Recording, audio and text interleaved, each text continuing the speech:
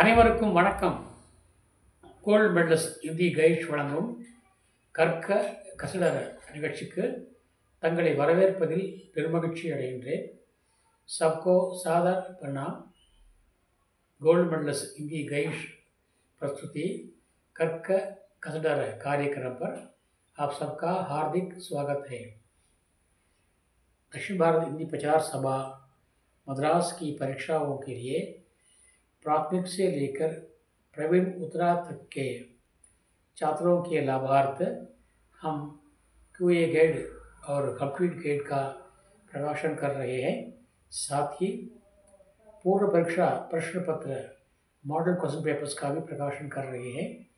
जिनको चाहिए आप संपर्क करें और ले लें और लाभान्वित हों, यही मेरी आपसे प्रार्थना है. गत कुछ दिनों से हमने हिंदी साहित्य के बारे में विचार विमर्श करते थे. तो कल से देश की आज़ादी के लिए जिन शहीदों ने अपने प्राण त्याग दिए थे उनकी जीवनी के बारे में हम बात कर रहे हैं और विचार विमर्श कर रहे हैं. इस श्रृंखला में आज तमिलनाडु के सुदूर शिवगंगे में जो दोनों भाई शासन करते थे जिनका नाम था चिन्नमरुदु और पेरियमरुदु, वे प्रजाप्रिय थे, सच्चे देशभक्त थे, शरणागत वत्सल थे. जो भी उनकी शरण में आए उसके लिए अपने प्राण तक त्यागने में वे हिचकने वाले नहीं थे. इसी के बारे में, इसी शहीदों के बारे में आज हम जानकारी प्राप्त करने वाले हैं. आशा है कि आप ध्यान से सुनेंगे और खास करके उत्तर भारत के निवासियों, हमारे भाइयों और बहनों, आप इस पर ध्यान दें और अपने साथियों और रिश्तेदारों में इसको बांटें, यानी शेयर करें और आप लाइक करें, क्योंकि कुछ उत्तर भारतवासी भाइयों और बहनों इनके बारे में शायद अवगत नहीं हुए होंगे. इसीलिए मुझे कहना पड़ रहा है. ये श्रृंखला जो है जारी रहेगी. आज पाठ संख्या 116 है और शहीदों की संख्या नंबर 2 है. एपिसोड नंबर 2 है. शहीद की संख्या एपिसोड नंबर 2 है. चिन्नमरुदु पेरियमरुदु, क्योंकि बड़ा भाई पेरियमरुदु है, छोटा भाई चिन्नमरुदु है. इनको मरुदु सहोदरगल कहकर पुकारते थे, मरुदु पांड्यगल कहकर पुकारते थे. चिन्नमरुदु पेरियमरुदु मरुदु पांड्य, क्योंकि ये पांड्य वंश के राजा थे इसलिए मरुदु पांड्यर कहलाए. और आपको मालूम है कि कल हमने वीरपांडिय कट्टबोम्मन के बारे में यहाँ विचार विमर्श किया था. वीरपांडिय कट्टबोम्मन अंग्रेजों के अधीन ना हो सके और उन्हें कर ना दे सके, इसीलिए उन्होंने क्या किया, अंग्रेजों का विरोध किया. इसका नतीजा ये हुआ कि वीरपांडिय कट्टबोम्मन को अंग्रेजों के खिलाफ लड़ना पड़ा और तोप की सेना के सामने हमारे तमिल सेना, हथियारों की सेना टिक ना सकी और कट्टबोम्मन पराजित हुआ. तोप सेना ही नहीं अपने ही रक्त के, अपने ही वंश के, अपने ही जाति के दो महानुभाव, जिनके नाम है एटप्पा नायकर और दूसरा है विजय रघुनाथ तोंडैमान, पुदुकोट्टे के राजा। इनके द्वारा ये इनके साजिशें और बैरनमैन की साजिशें और तोप सेना की सहायता से कट्टबोम्मन हार गए और कट्टबोम्मन और उनके छोटे भाई ओमैतुरै दोनों युद्ध क्षेत्र से अलग हो गए थे। वे बाद में पकड़े गए। उनमें से छोटा भाई ओमैतुरै बचकर निकल गए, लेकिन कट्टबोम्मन कैद हुए और वहाँ पर नाम के वास्ते जांच पड़ताल हुई, पूछताछ हुई और इंक्वायरी हुआ और मुकदमा चला। नाम के वास्ते आखिर अंग्रेजों ने कहा कि तुम हमसे माफ़ी मांगो। वे बोले माफ़ी मांगना हमारा जन्मजात रस्म नहीं है, चाहे भले ही जान चली जाए हम माफ़ी नहीं मांगेंगे, चाहे जान चली जाए हम माफ़ी नहीं मांगेंगे।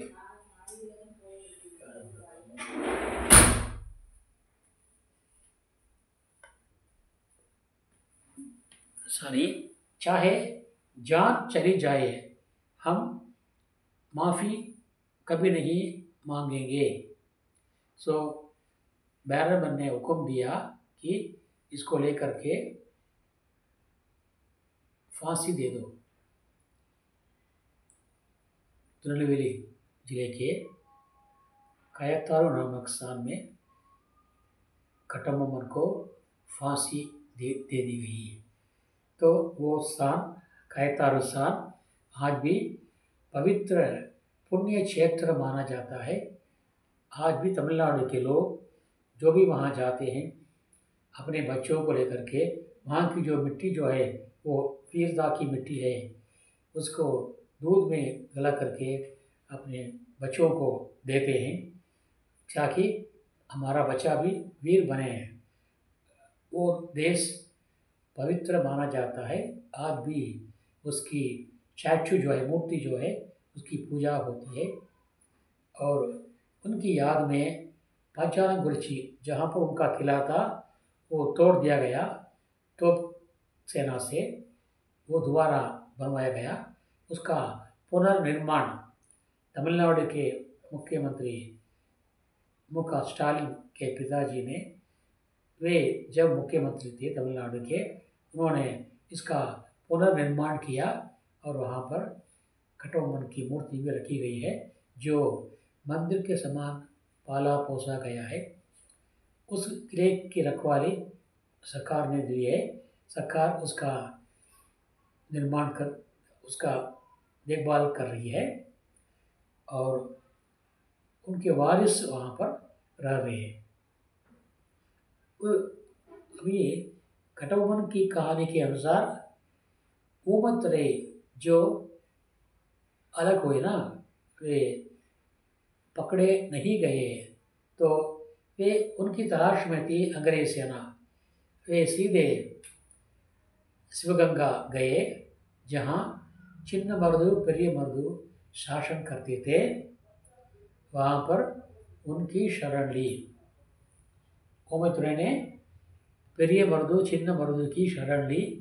उन्होंने शरणागत वत्सल दोनों भाइयों ने खुशी से उसको शरण दे दी और सुरक्षा पूर्वक उन्हें अपने महल में रखा।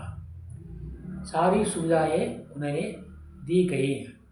ये बात किसी तरह अंग्रेज़ों को मालूम हो गई तो वे तुरंत राजा मरुद पांडियर के पास उन्होंने संदेश भेजा कि आप तुरंत घटम घटोमन के भाई उम्मतुरे को हमारे हाथ हमारे हवाले कर दीजिए, सौंप दीजिए। लेकिन मर्द पांडियन इसके लिए तैयार नहीं थे। चाहे जान भी चली जाए, जैसे कि हिंदी में एक कहावत है, प्राण जाए पर वचन ना जाए। यहाँ पर जान ही चली जाए, लेकिन हम शरणागत को निराश ना करेंगे। शरणागत की रक्षा में हम अपने प्राण भी त्यागने तैयार हैं। ऐसा उन्होंने कड़ी सूचना अंग्रेजों को भेज दी। अंग्रेज नाराज हुए, वे आक्रमण करने में लग गए शिवगंगा किले पर। तो घमासान लड़ाई हुई और उस लड़ाई में दोनों भाई पकड़े गए। और इसी प्रकार जिस प्रकार खटोमन के साथ उनका मुकदमा चला, उसी प्रकार इनका भी चला। अंग्रेजों ने इनसे भी कहा कि आप लोग माफ़ी मांगिए या उम्मीदवार को हमारे हवाले कर दीजिए, हम आपको छोड़ देंगे। लेकिन उन्होंने इसके लिए मना कर दिया और वे बोले, हम चाहे जान भी दे देंगे लेकिन शरणागत को निराश नहीं करेंगे। शरणागत आपके हाथ ना लगेगा। तो उसके पहले ही उन्होंने उम्मतुरे को वहाँ से बाहर भेज दिया। उम्मतुरे दोबारा अंग्रेजों के हाथ से बचकर चले गए और ये दोनों पकड़े गए। मरुदु पांड्यन, चिन्ना मरुदु, पेरिय मरुदु दोनों पकड़े गए और अंत में उसको तिरुपतूर के पास बड़ी सभा में, बड़ी भीड़ के सामने, लोगों के सामने उन्हें फांसी दी गई। दोनों नौजवान, दोनों राजपूत, दोनों वीर, तमिल वीर अपाटिक शरणागत की रक्षा के लिए फांसी के तख्ते को चूम लिया था। वो स्थान भी आज पवित्र स्थान बन गया है। वीरों की भूमि कहलाती है। वीरम वड़ंज मन्नु, वीरों की मिट्टी, वीरम वड़ंज मन्नु कहते हैं उस स्थान को। सो मरने के पहले उन दोनों भाइयों ने प्रार्थना की कि हमारे मरने के बाद आप हमारे दोनों सिरों को काट लीजिए। और नज़दीक में ही एक जगह है, वो पवित्र जगह है, उसको कहते हैं काट्टू मन्नार कोविल। तिरुपतूर में वे फांसी में लटकाए गए और उनके सिरों को काटकर अंग्रेजों ने काट्टू मन्नार कोविल में दफना दिया।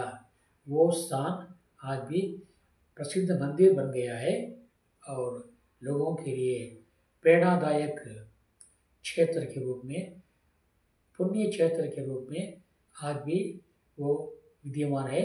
और चिन्ना मरुदु, पेरिय मरुदु दोनों को तिरुपतूर में फांसी में लटकाया गया। वो तारीख है 24 अक्टूबर 1824। 24 अक्टूबर 1824 उनका पुण्य स्मारक दिवस 4 दिन पहले तमिलनाडु भर में मनाया गया। और आपके वास्ते हम उन दोनों शहीदों के फ़ोटो अभी भेजने वाले हैं। पहले हम भेज चुके हैं, आपने देखा होगा। आपकी समझ में नहीं आया होगा कि सुंदरराजन जी ने क्यों ये दोनों के फ़ोटो भेजे हैं, क्योंकि वे शहीद थे, नंबर 3 थे हमारे हिसाब में, नंबर 3 थे। इसके अलावा बहुत सारे शहीद हैं, उनकी भी कहानी हम बराबर आपको सुनाते आएंगे। आपसे प्रार्थना है कि आप ये कहानियाँ नहीं, ये तो इतिहास है। इतिहास अपने बच्चों को, आने वाली पीढ़ियों को सुनाइए कि तमिलनाडु के प्रजा, तमिलनाडु की प्रजा, तमिलनाडु के लोग, तमिलनाडु के राजागण देशभक्ति में किसी से कम नहीं हैं, हम सबसे आगे हैं। आज़ादी की लड़ाई में हमने सक्रिय भाग लिया है, ये बात उनकी सोच में आ जाए, वे भी सोचेंगे कि ये भूमि जरूर वीरों की मिट्टी है, वीरों की जननी है, वीरों की भूमि है। इस प्रकार झांसी की रानी आई थी, उसी प्रकार यहाँ भी हमारे मुल्क, हमारे गांव तिरुपुर में भी एक रानी आई थी। वो तिरुपुर की रानी कहलाई। उसके बारे में हम बारी बारी से हम देखेंगे। और झंडे की रक्षा के लिए एक महान देशभक्त ने तिरुपुर में अपनी जान दे दी। झंडे को अपने हाथ में लिए हुए गोली को अपनी छाती में ले लिया था, झंडे को हाथ में लिया था और अंग्रेजी की गोली को अपनी छाती में ले लिया था। वे बोले, मैं अपने जब तक मेरा प्राण रहेगा तब तक ये झंडा नीचे नहीं गिरेगा। इसलिए उसे हम कोडिकात्त कुमरन कहते हैं। तमिलनाडु में कोडिकात्त कुमरन के नाम से वे मशहूर हैं। उनकी भी पुण्यतिथि मनाई जाती है। उनके बारे में हम आगे आने वाले एपिसोड में बताएंगे। इस प्रकार काटमन्नार कोयल में उन दोनों वीरों के सिर दफनाए गए, वहाँ पर मंदिर बनाया गया और आज भी वहाँ के लोग, पूरे तमिलनाडु के लोग वहाँ जाते हैं, श्रद्धापूर्वक उस मिट्टी को अपने सिर पर लगा देते हैं और बच्चों को आशीष देते हैं कि आप लोग वीर मर्दुपाड़ी के समान होइए, वीर बने और आज़ादी की रक्षा में चाहे अपने प्राण तक देना पड़े, शरणार्थी की रक्षा में चाहे अपने प्राण तक देना पड़े, आप दीजिए। इस प्रकार अपने बच्चों को सिखाते हैं। आपसे प्रार्थना है, उत्तर भारत के भाइयों बहनों, और आपसे मेरी प्रार्थना है, आप ये कहानी अपने वंशजों को, अपने वारिस को, अपनी संतानों को सुनाइए और पढ़ाइए। अगर हो सके तो स्कूलों में ये नाटक के रूप में खेला जाए। தமிழ்நாட்டு மாணவர்களுக்கும் மேலும் பள்ளிகளை, தனியார் பள்ளிகள் நடத்துகின்ற அல்லது அரசு பள்ளி நடத்துகின்ற நிர்வாகிகளுக்கும் என்னுடைய அன்பான பணிவான வேண்டுகோள் என்னவென்றால், நீங்கள் இந்த கட்டபொம்மனுடைய மற்றும் இந்த மருதுபாண்டியருடைய வரலாற்றை நீங்கள் விழாக்களிலே நாடகமாக நடத்தி காட்டச் சொல்லுங்கள் உங்கள் மாணவர்களே. அதன் மூலமாக தேசபக்தி பெருகட்டும், வீரம் பெருகட்டும், அடைக்கலம் தருவதற்கு அனைவரும் முன்வரட்டும் என்று தங்களை நான் மன்றாடி கேட்டுக்கொள்கின்றேன்। और इस प्रकार मर्द पांडियर दोनों भाई शरणागत की रक्षा के लिए अपने प्राण त्याग दिए। धन्य हैं मर्द पांडियर, चिन्न मर्दु और पेरिय मर्दु। उनका यश आज चंद्र तारार्क दुनिया में, तमिलनाडु में, भारत में अमर रहेगा। इसके साथ मैं आज का ये एपिसोड ख़त्म करना चाहता हूँ। कल एक नए शहीद के साथ आपसे मिलने वाला हूँ। और आज का चिंतन, இன்றைய சிந்தனை புலன் அடக்கத்திற்கு ஒரு சுருக்கமான வழி இது। अपने इंद्रियों को काबू में लाने के लिए आसान तरीका कौन सा है? अपने इंद्रियों को काबू में लाने के लिए आसान तरीका कौन सा है? நம்முடைய புலன்களை கட்டுப்படுத்துவதற்கு, ஆழ்வதற்கான சுருக்கமான வழி இது। ஐம்புலன்களையும் நாம் அடக்கி ஆண்டால் அதுவே சுலபமான வழி। முதலில் நாம் நம்முடைய ஐம்புலன்களையும் அடக்கி ஆள வேண்டும்। இதுதான் காந்தி சொன்னார், अस्वाद, अरुचि और आवश्यक चीज़ों का त्याग, ज़रूरतों को कम करना, यही वह புலனடக்கம்। ஒருமையுள் ஆமை போல் ஐந்தடக்கல் ஆற்றின் ஒருவருக்கு எளிமையும் ஏமாப்பு உடைத்து என்றார் வள்ளுவர்।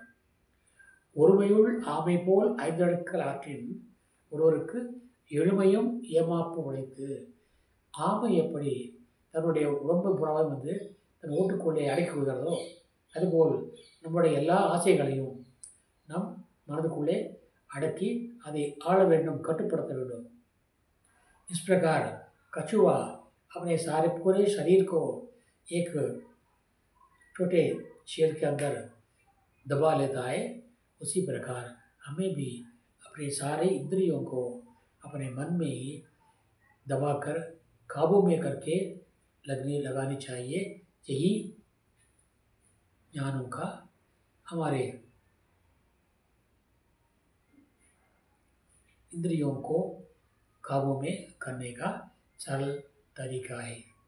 कबीरदास जी कहते हैं, घूंघट का पट खोल रे तो को पीऊ मिलेंगे, घूंघट का पट खोल रे तो को पीऊ मिलेंगे, घट घट में वो साई रमता कटुक वचन मत बोल रे, घट घट में वो साई रमता कटुक वचन मत बोल रे, धन जोबन को गर्भ न खींचे, धन जोबन को गर्भ न खींचे, झूठा पंचरंग छोड़ रहे, झूठा पंचरंग छोड़ रहे।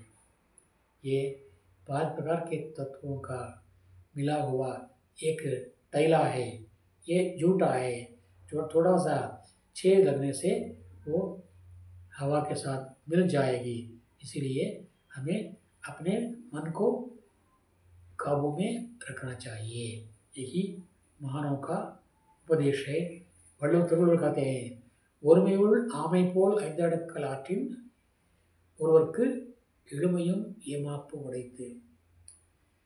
कबीरदासी और कहते हैं, केसन कहा बिगारिया जो मुंडे 100 बार, केसन कहा बिगारिया जो मुंडे 100 बार, मन को क्यों नहीं मुंडिए जामे विषय विकार, मन को क्यों नहीं मुंडिए जामे विषय विकार।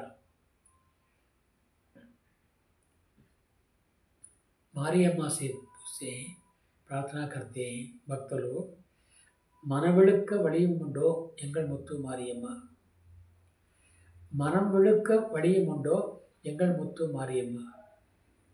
एक गाना है, निलम विलुक्क नीरदान उंडु, भूमि की सफाई के लिए पानी होता है, नीर विलुक्क मीनदान उंडु,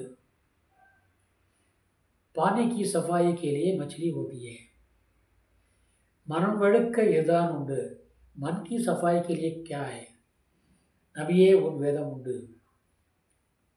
हजरत मोहम्मद साहब आपका वेद है, अल्लाह अल्लाह। ये गाना है, फेमस गाना है तमिलनाडु का, एम.एस. विश्वनाथ जी का रचा हुआ। निलम वेलुक्क नीरदान उंडु, नीर वेलुक्क मीनदान उंडु, मनम वेलुक्क इरदान उंडु, नबिये उन वेदम उंडु। केसन कहा भिगारिया जो मुंडे 100 बार, मन को क्यों नहीं मुंडिए जामे विषय विकार। आपने बार बार मुंडन करते हो सिर को, अपने केश को, बाल को, उसने क्या बिगाड़ा, लेकिन मन को मुंडिए, मन को खाली कर दीजिए, क्योंकि उसमें अनेक प्रकार के विषय हैं, विकार हैं, अशुद्धियाँ हैं, गलतियाँ हैं, दोष हैं, इसलिए मन को साफ कीजिए। मनम विलुक्क इरदान उंडु, नबिये उन वेदम उंडु। ये वाली का गाना है। इस प्रकार हमें अपने इंद्रियों को काबू में रखना चाहिए, तभी वही मुक्ति का एक सरल रास्ता है। इसलिए हम अपने इंद्रियों को काबू में रखें और बच्चों को भी, छात्रों को भी हम सुनावें, सिखावें और अपने संतान को भी इसकी सीख हम सुनावें और बच्चों को भी उपदेश दें कि हमें अपने इंद्रियों को, 5 इंद्रियों को काबू में रखनी चाहिए, तभी हम सुखपूर्वक कर सकते हैं। इसके साथ आज का चिंतन खत्म हुआ। इस प्रकार रोज आपके लिए एक चिंतन और एक जीवनी, शहीदों की जीवनी देता रहूँगा और आपसे प्रार्थना है कि आप इनको सुनिएगा और ज़्यादा से ज़्यादा देखिएगा और सब्सक्राइब कीजिएगा और अपने दोस्तों में, रिश्तेदारों में, अपने मित्रों में, अपने छात्रों में, अपने संतानों में इसको बांटिएगा। यही मेरी आपसे सविनय प्रार्थना है, ताकि भारत माता के सुपुत्रों की जानकारी सभी को मिल जाए, चाहे उत्तर भारत हो चाहे दक्षिण भारत हो। शहीदों की जानकारी सबको मिलनी चाहिए, ताकि वे भी सच्चे देशभक्त बन सकते हैं। इसलिए देशभक्तों की संख्या को बढ़ाना और उसको आगे बढ़ाना हमारा कर्तव्य है। तभी हम भारत माता की सच्चे पुत्र, सच्ची संतान माने जाएंगे। देखिए, मेरा आपसे सविनय निवेदन है। इसी के साथ मैं आज का भाषण समाप्त करना चाहता हूँ। कल मिलेंगे। धन्यवाद। नंदी। जय हिंद।